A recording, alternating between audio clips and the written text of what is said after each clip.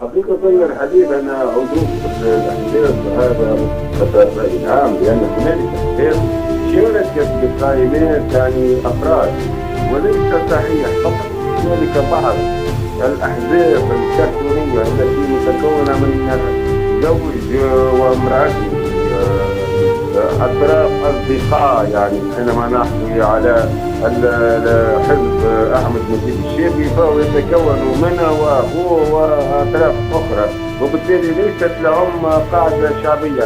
فقط النهضة نعتبرها جبهة خلاص الأخوان، وهذه جبهة يعني ابتدعتها حركة النهضة لصد هذا المسار التصحيحي، وهو صد غير موفق. بالعكس، نعتبر أن هذا خداع الأخوان وجبهة خلاصهم، ونذكر أن لا هم جبهة ولا هم خلاص وطني، باعتبار أن لا يعترفون بالوطن، وهذه في أدبياتهم الفكرية والأدبية. وأنا يعني اقتفيت الظاهرة الإرهابية للأخوان من فرنسا، يعني كنا تابعين مركز اليوم لدراسات الأمن والدفاع، يعني اشتغلنا على الإرهاب يعني وأدوار يعني البنا وأدوار سيد قطب في يعني نشأة التنظيم ونشأة الجهاز السري، وهذا ما تواصلت حركة النهضة. ولعل ملف أنستالينغ وملف التسفير الذي يعني يلاحق الأخوان المسلمين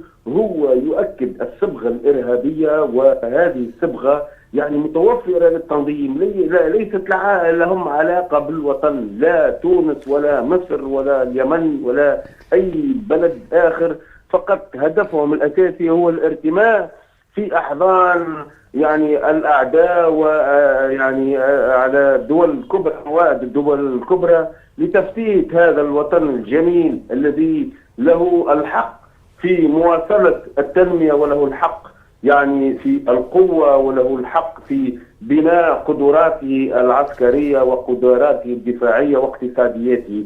هم يستعملون الدين مطية للولوج إلى عقول الرجال والنساء والأطفال. نعم.